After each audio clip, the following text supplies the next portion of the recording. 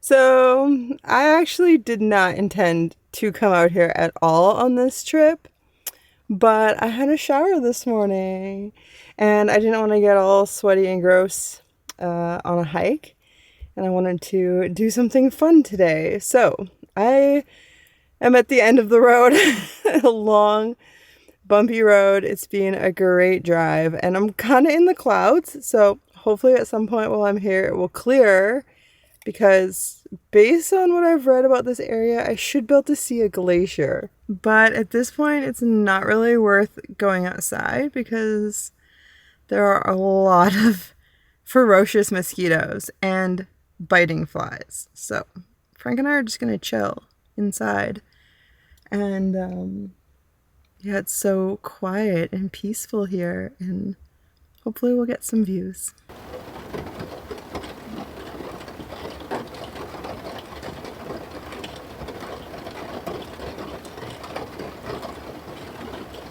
I'm glad I ended up out here. It's really nice, and I do enjoy backroading a lot. I always have, and it's been a part of my life for as long as I can recall. At 16, I learned to drive on back roads. Part of my practice was out on back roads. Prior to that, my parents took us out on backroad adventures for as long as I can remember. It's just part of the culture in which I was raised, to go enjoy the nature you have access to via back roads. And yeah, just lately I've been feeling less motivated to go romping around on the back roads, and part of that is just because I'm tired. I'm just really tired. I have a very active dream state, so even if I fall asleep early and stay asleep through the night, my brain is so active all night that it just doesn't feel very restful. Yeah, I've always been that way. But also I just have a lot on my plate. I'm putting a lot of my energy into improving my health and fitness, and it does take a pretty large emotional toll to see Frank in this state, just to watch my best friend getting older every day, closer to death. And he requires a lot of physical assistance from me. He's really dependent on me, and I have to do a lot of logistical juggling to be able to also do things that I want to do to get in shape, like hike, because he can't come with me. And so, yeah, I've just been feeling too worn down to take on backroading. Not that it's particularly challenging, But I think it's just the unknown. It's the most fun to go down a road I've never been down. And then my van is pretty old. I have put a lot of money in recent years into tightening up the suspension and getting a lot of those parts changed. And I don't fully trust it 100%. So it's always on the back of my mind that at any point some horrible noise is going to start up. And I just haven't had the heart to go explore like I used to. And I'm working to get back to feeling like myself. So I have the energy and I have the capacity to do all the things I love. And I think another part of it is that it had always been such a normal thing to do, to just go down the back roads and see what you see and take it slow. And if you don't like what you end up in front of, then you back up or you turn around and you bail and you just do it that way. And there's a book I use called Backroads Map Book, which is amazing throughout Canada. I've used them here in BC since well before I lived in a van. They are a great resource for exploring the back roads. I made a whole video about it, so I'll put it like up here if you want to check that out, how I find these adventures and stuff, and all about that resource, which is great.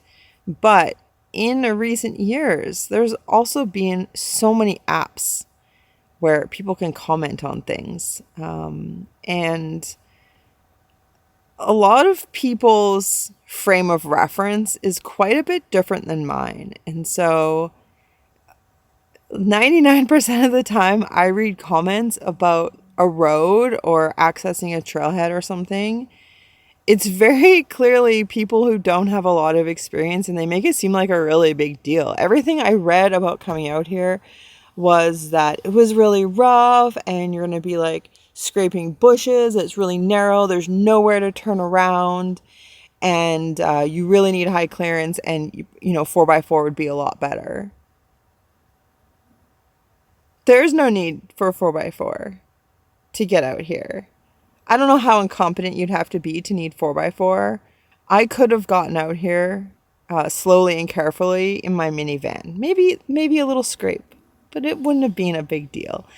And so I think those comments, I let them get in my brain, and I'm just not going to read them anymore. I'm just going to go check out the unknown, because it's honestly like way less scary to face the unknown than to face something I think is going to be really bad based on the comments. Then it just totally isn't that bad, especially having been out on roads like this, like forestry roads in British Columbia my entire life.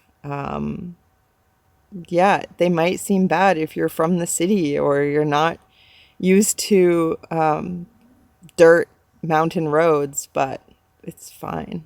I'm more than capable of handling what comes at me and making wise decisions to turn around. And so to anyone who wants to do more backroading, get into backroading, be able to go out and find these beautiful places and just, poke about with your vehicle, my advice would be just to take what you read online with a grain of salt. It is good to do some research, especially to have maps, to have an idea of the type of terrain you're going to be in. But more than anything, just to take it as it comes, be cautious. Don't drive faster than you can see. Don't drive faster than you can stop. And just make smart decisions until you build that experience. And, I have my InReach. I have my Starlink. So even though there's no phone service out here, if I need to contact someone for help, I can. If I need to hook up the internet and watch a YouTube video of how to fix something, I can. And, these places, although they seem remote and they seem like they're not very busy with people, people will come along, if not that day, within a day or two. It's honestly really hard to actually get away from people.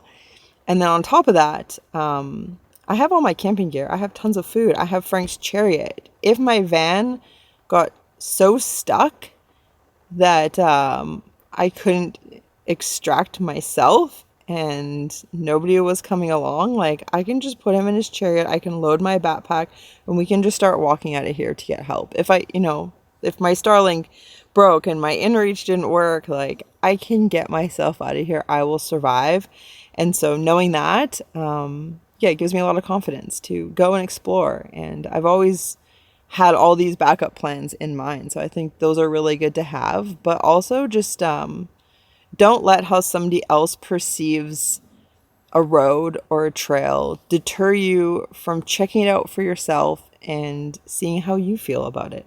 It is so nice having a fridge, be able to get back, crack a nice cold Drink Element, who is the sponsor of today's video. That is so good. That feels about as good as running. And I go to a big hike tomorrow, so it's really important for me to be properly hydrated, which means getting lots of water and replenishing the electrolytes I lose when I sweat, because electrolytes do play a vital role in so many different functions within your body. And I definitely notice I feel a lot better when I make sure to replenish the electrolytes I lose when I sweat. I have no cramping if I take care of my electrolytes, which means consuming enough sodium, magnesium, and potassium, which Element has in a science-backed blend, and none of that other crap you don't need in an electrolyte drink mix, such as artificial colors, flavors, sugar, which a lot of drink mixes have tons of. And there's no caffeine. So, if I want caffeine, I'm going to drink coffee. When I drink Element, I want hydration, which is water with electrolytes, and it's great as a sparkling beverage. I've tried a lot of electrolytes over the years, and Drink Element is by far my favorite. If you'd like to give it a try, go to drinklmnt.com/TIDELINTOALPINE. And when you do that and you make any purchase, you're gonna get a free 8-count sample pack with that purchase. And that sample pack includes 2 each of 4 different fan favorite flavors. Watermelon is one of my favorite flavors in the drink mix or the sparkling. And that sample pack is available whether you're buying the sparkling, the drink mix, or you shop from Element before. Every time you use that link, you're going to get a sample pack with purchase, which really does help support the channel. So if you're a regular customer like myself, please make sure to come back, use that link, get the bonus sample pack with your purchase, and remember to stay hydrated. It makes such a great difference in how you feel in your body, how your body operates. So thanks again to Element for sponsoring this video. Hey, good morning, Frank. Hey, good morning.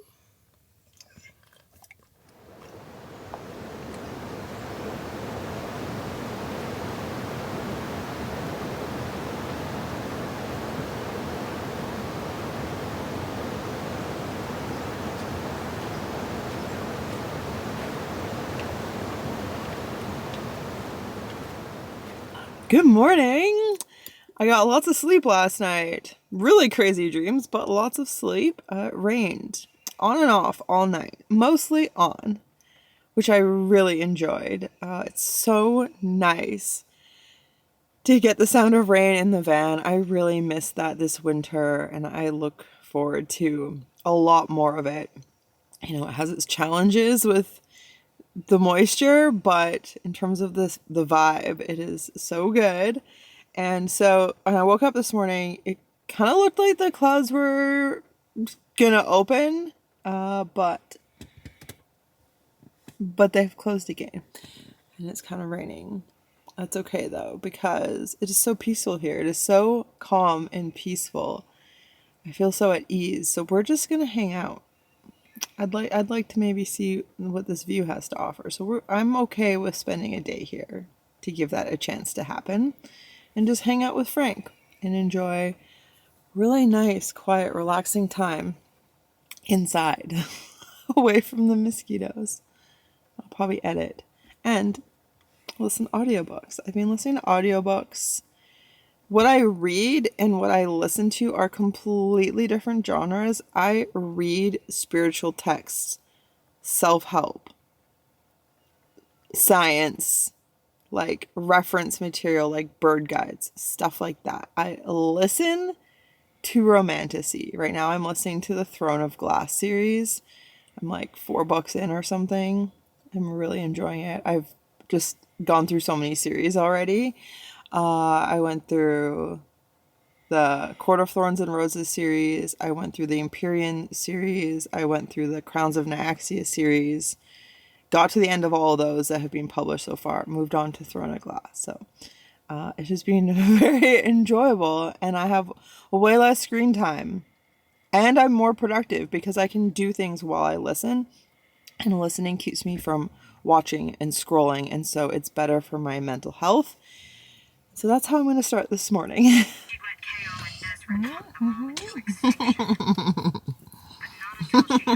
Thank you. Aww.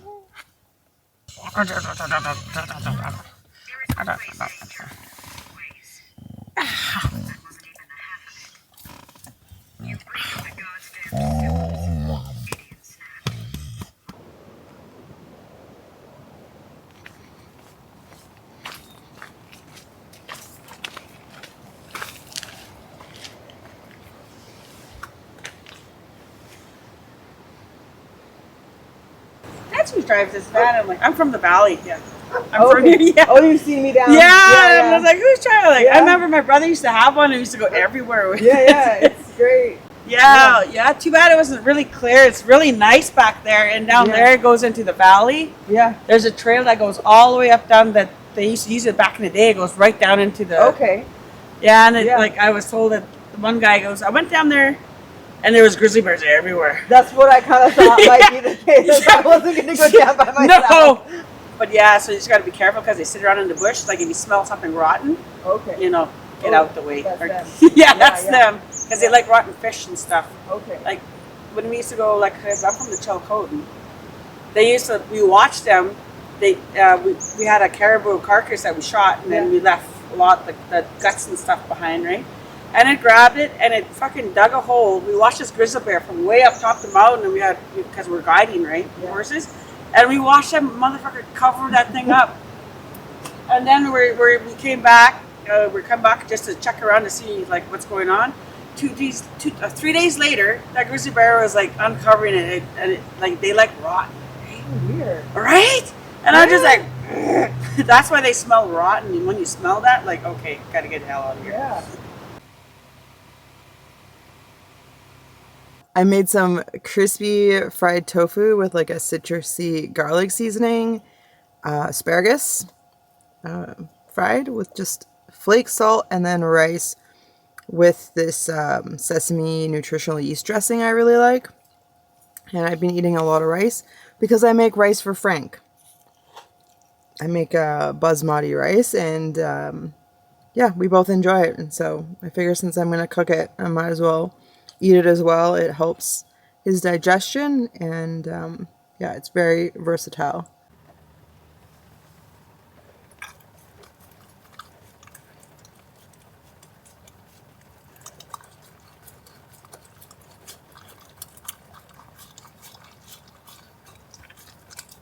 It is well into the next day, and the view has not cleared. It has just continued to rain on and off.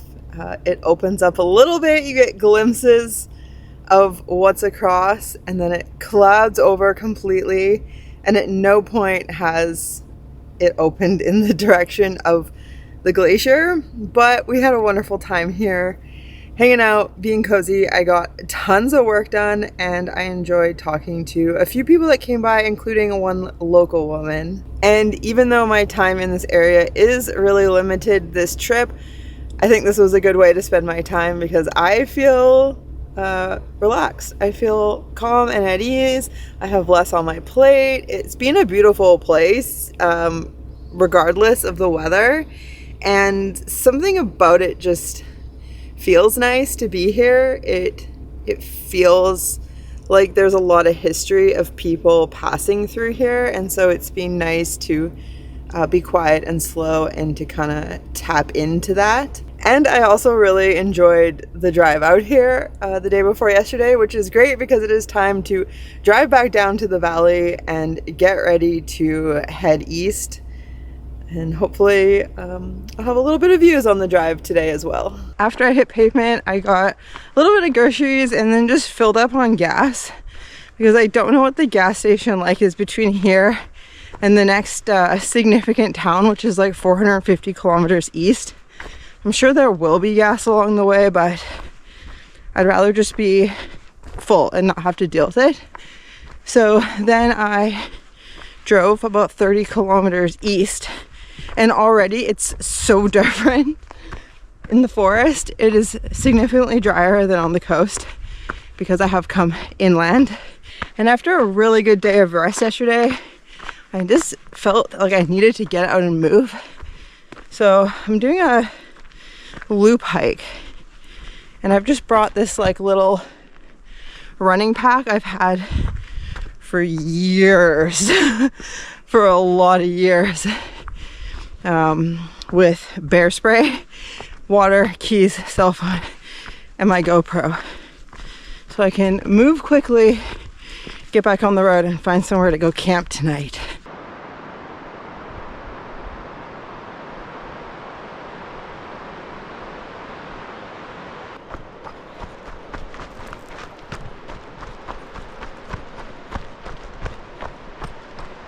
I never thought I would go for a run in grizzly bear territory, but my friend Dominique is up in the Yukon.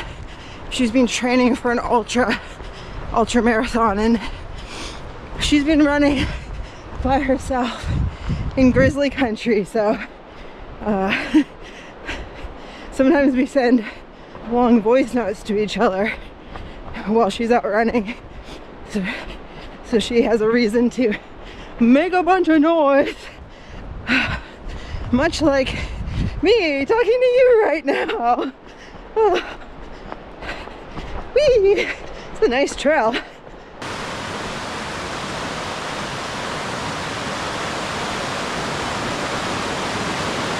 I wasn't expecting a suspension bridge.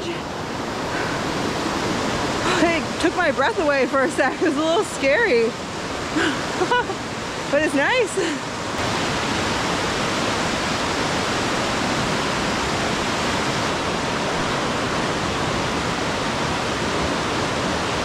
It's a really bouncy one. It's super wobbly and very open feeling. Okay, that is why I had to go upstairs to cross the river. We are cruising downhill, downhill to the highway, running down the hill. Don't wanna meet no bears out here. Out of the woods. It feels really good. That was super fun, but also a little scary. But you know, you just gotta do things scared, and you get used to it. It gets easier. But yeah, really nice to get out for a run.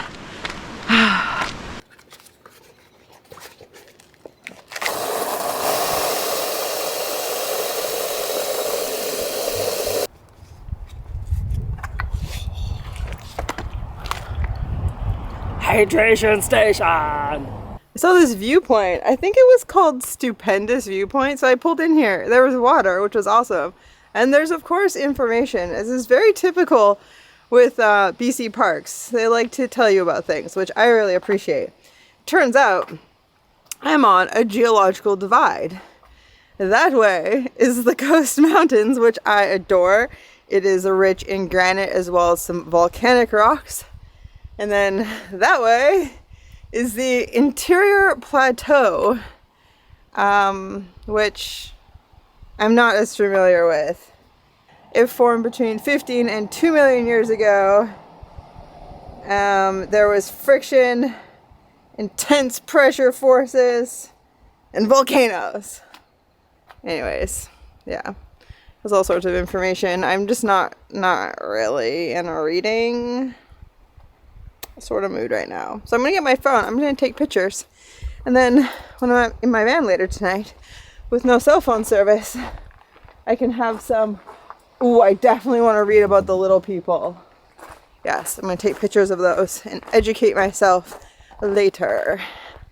My time in the Bella Coola Valley was pretty brief. I only spent a little over a week there, so if you missed the video before this, you're really missing out on a beautiful area. And I was gonna put the drive out of there in this video. The hill out of the Bella Coola Valley is absolutely infamous, but it ended up being a really eventful time, both good and bad, once I got up onto the Chilcotin Plateau. So I'm gonna save that for the next video, and that's gonna be it for today. Thank you so much for watching. I really appreciate you tuning in, and all the wonderful comments that you guys always leave down below. A huge thank you to patrons and to channel members for your support. It really means a lot to me and helps me to, you know, make this my career. If you would like to get bonus content, there is also a free Patreon tier where I did share a sneak peek of this video. So follow the link down below and sign up there, whether you want to support me financially or not. There is posts for everyone from time to time. So yeah, I hope you have a wonderful rest of your day, and I'll see you soon.